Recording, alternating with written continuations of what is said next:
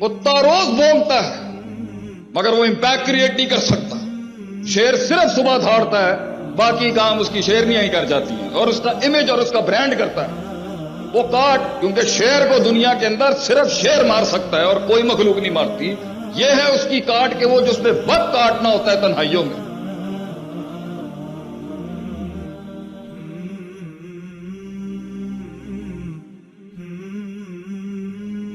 हमसे पूरा पाकिस्तान सवाल करता है और अब तो बैनुल अक़वामी दुनिया से पूछते जी माँ बाप को कैसे कायल करें, मैं ये करना चाहती हूं, मैं ये करना चाहती हूं। How should I convince my parents? माँ बाप को कैसे कायल करें?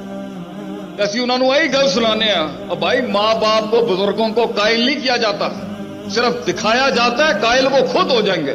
मुंह के फायर चलाता रहेगा, तेरा अपना साया नहीं मानेगा, तू कौम के दिल के अंदर अल्फाजों के साथ वो विजन उतारेगा, ये होता ही नहीं है।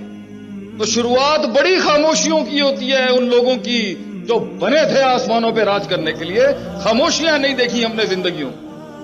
सकूत, एक शेर की खामोशी, उसके बालों के अंदर वो हैबत तो सबको दिखती है, लेकिन सदियों की काट जो वो काटता है कि शेर को आप जाके यूट्यूब पे लिखिएगा इन्फेंटिसाइड ऑफ लायंस, तो एक वर्कशॉप सिर्फ शेर पे होनी चाहिए कि शेर को उस मकाम तक पहुंचने के लिए कि उसे बगैर कहे पूरे जंगल के अंदर लोग मानते हैं, काट काटी होती है उसने खामोशियों की। कुत्ता रोज भौंकता है मगर वो इंपैक्ट क्रिएट नहीं कर सकता। शेर सिर्फ सुबह दहाड़ता है, बाकी काम उसकी शेरनियां ही कर जाती हैं और उसका इमेज और उसका ब्रांड करता है। वो काट, क्योंकि शेर को दुनिया के अंदर सिर्फ शेर मार सकता है और कोई मखलूक नहीं मारती। ये है उसकी काट के वो जिसमें वक्त काटना होता है तन्हाइयों में, उन तनकीदों में, उन नेगेटिविटीज में कोई सपोर्ट नहीं होगी उसकी, क्योंकि ऑलरेडी वो ऑलरेडी आग के अंगारों पे होता है कि एक कायद, क्योंकि कौम उसे समझ नहीं सकती। इसलिए कहते हैं ना, लीडर के आंसू कभी नहीं निकलने चाहिए कौम के आगे, क्योंकि उस वक्त भी उसे कोई नहीं समझ सकता जब वो तन्हा था, और जब वो कुछ बन जाएगा तब रो गया तो लोग उसकी कमजोरियों को और वल्नरेबिलिटीज को देख लेंगे। ये सफर आग के अंगारों का, इसमें आप अपना आप दिखा ही नहीं सकते। तो जो लोग जहां बैठे हुए हैं और मनोसलवा आसमानों से उनकी जिंदगियों में नहीं उतर रहा, मेरे भाई पहला उसूल ये है, nothing will change if you won't change and nothing will progress as long as you won't progress. कुछ नहीं बदलेगा। इन आंसुओं को वो रुमाल नसीब नहीं होंगे कभी, इन अश्कों को वो एहसास नसीब नहीं होंगे कभी। तूने करना है अपने लिए मेरे भाई, और हमने करना है अपने लिए, और हमारे मुल्क ने भी यही सोचा, वी हैव टू चेंज।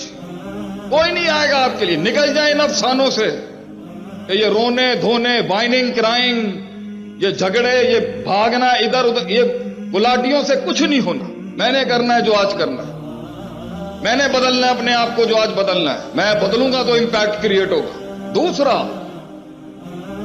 इसके अंदर शुरुआत में तनकीद होती है, आखिर में जाके ये मनफियत इस बात में बदल जाएगी।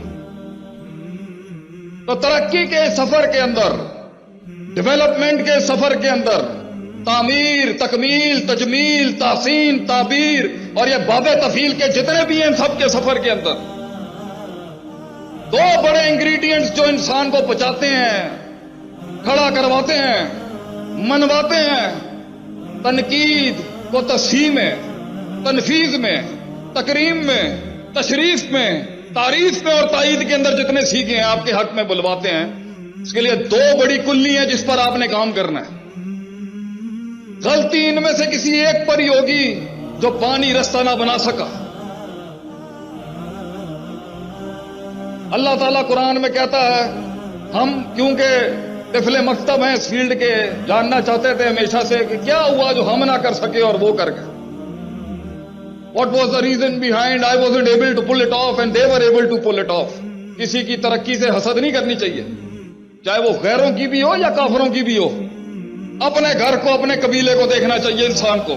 One should be concerned about his own tribe. तो आई वॉज ऑलवेज कन्फर्म, मेरा घर कैसे, मैं अपने घर के लिए क्या कर सकता हूं अपनी कौम के। कहां मार खा गए हम, क्या चीज रह गई, क्या चीज रह गई जो नहीं हो सका। शुरू से गरीब होते तो गुर्बत भी कबूल कर लेते, फकीरी भी कबूल कर लेते।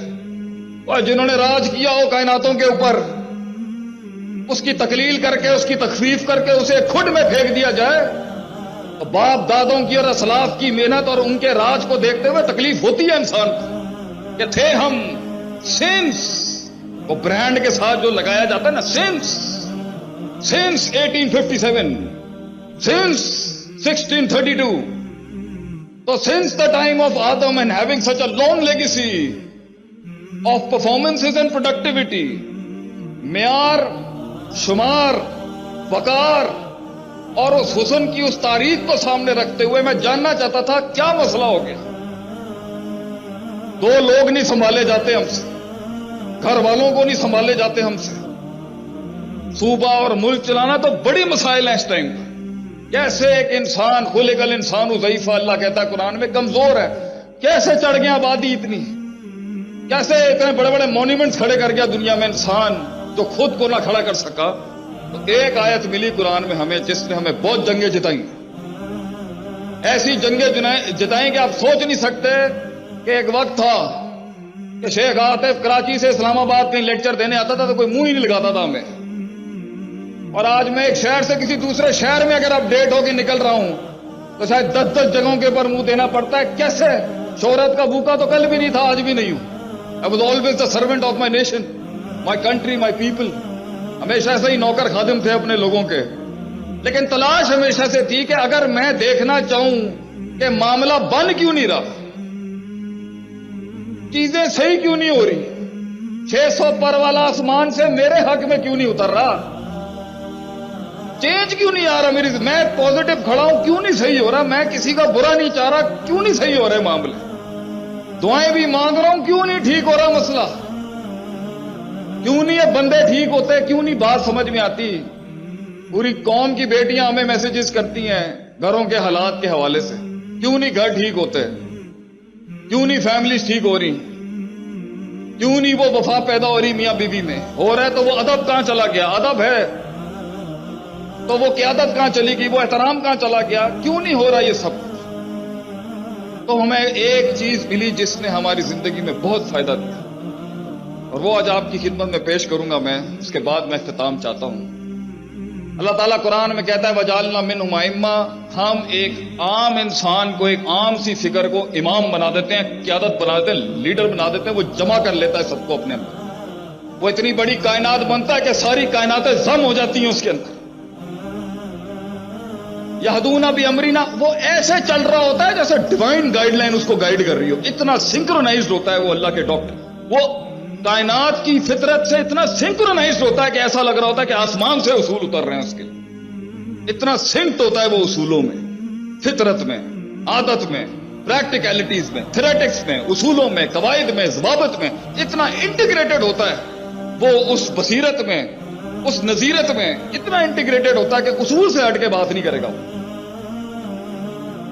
اصول کو بھی جو اصول چاہیے ہوتے ہیں ان اصولوں میں بھی بڑا پکا ٹھکا ہوتا ہے، بار بار گرائنڈ کر کے اس کا علم ایسی تعبیر پا چکا ہوتا ہے کہ اس کے اندر کبھی فساد نہیں ہوتا جب فتویٰ نکلتا ہے۔